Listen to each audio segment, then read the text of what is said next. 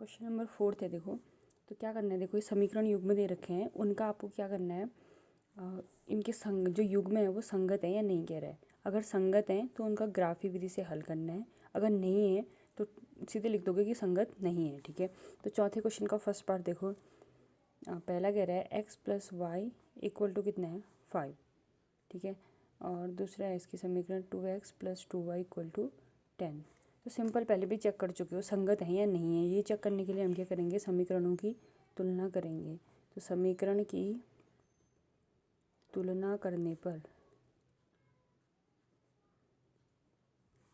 ठीक है, तो अब हम समीकरण की तुलना किससे करते हैं, a1x plus b1y plus c1 equal to 0 से। ठीक, तो फर्स्ट समीकरण की जब तुलना करेंगे देखो, तो पहले तो थोड़ा समीकरण को अरेंज कर लेते हैं। ये आ जाएगा देखो x प्लस वाई, क्योंकि इक्वल टू यहाँ 0 में हम तुलना करते हैं ना, तो इस 5 को क्या करेंगे, इक्वल के यहाँ ले आएंगे, तो कितना आ जाएगा ये -5 इक्वल टू 0। समीकरण फर्स्ट ही हो जाएगी। और दूसरी हो जाएगी आपकी 2x plus 2y minus 10 equal to 0। ठीक है, तो फर्स्ट अब देखो यहाँ से हमारा a1 कितना आ गया, x का गुणांक यानी 1, और b1 आ गया आपका y का गुणांक 1, और c1 आ गया आपका -5।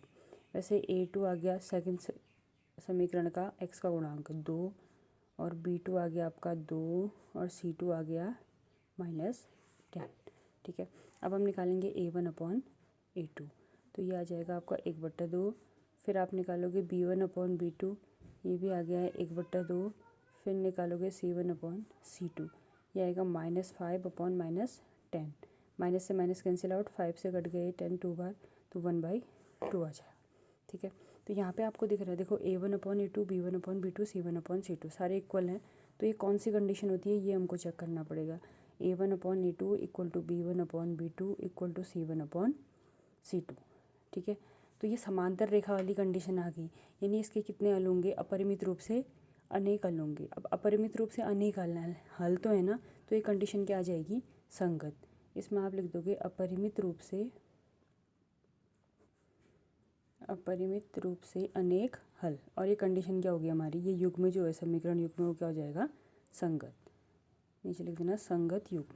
ठीक है, अब जो संगत है उसी का सॉल्यूशन भी पॉसिबल है, हल है ना इसके।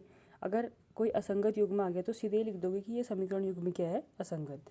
और ये कह रहा है कि जो संगत है उसका सॉल्यूशन करो ग्राफ की मेथड से।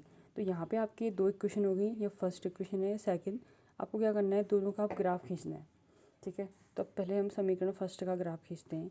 ये आ गया हमारा x plus y minus 5 equal to 0। अब यहाँ से y निकालते हैं, तो y इक्वल टू कितना आ जाएगा हमारा, देखो y इक्वल टू निकालेंगे तो ये 5 इधर जाएगा तो +5 हो जाएगा, x यहाँ जाएगा तो -x। ठीक है, फिर 2 पॉइंट भी ले लोगे तो इनफ है, ग्राफ लाइन बन जाएगी ना, उसकी ग्राफ बन जाएगा। तो x के रेस्पेक्ट में y लोगे। अब x को अगर मैंने 1 लिया तो 5 में से 1 गया, y आ जाएगा मेरा 4। x को 2 लेती हूँ तो y आ जाएगा 3।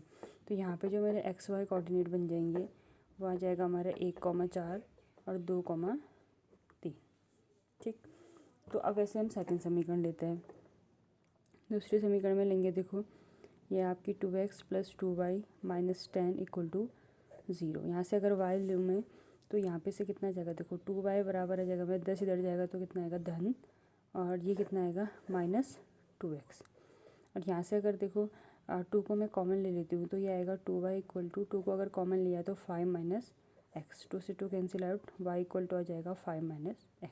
तो दोनों लाइनों के इक्वेशन सेम आ रही हैं देखो, तो इसके भी जो x y निर्देशांक होंगे वो कितने आ जाएंगे हमारे 1,4 और 2,3।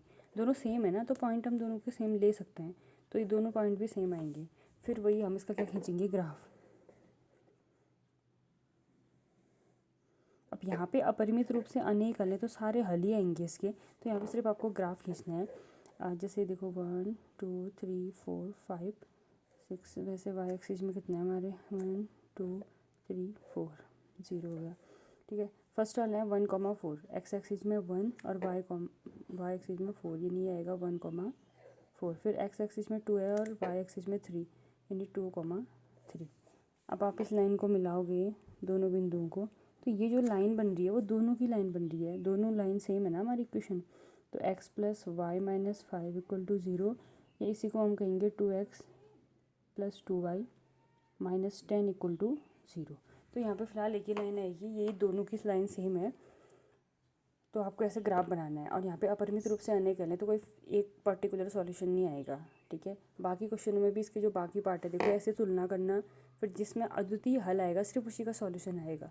और हमको पता है कि अद्वितीय हल में क्या आता है, दोनों रेखाएं प्रतिच्छेद करेंगी और जिस बिंदु पर प्रतिच्छेद करेंगी उस बिंदु के निर्देशांक आपका सॉल्यूशन आंसर आ जाएगा, ठीक है, एक्स और वाई का मान।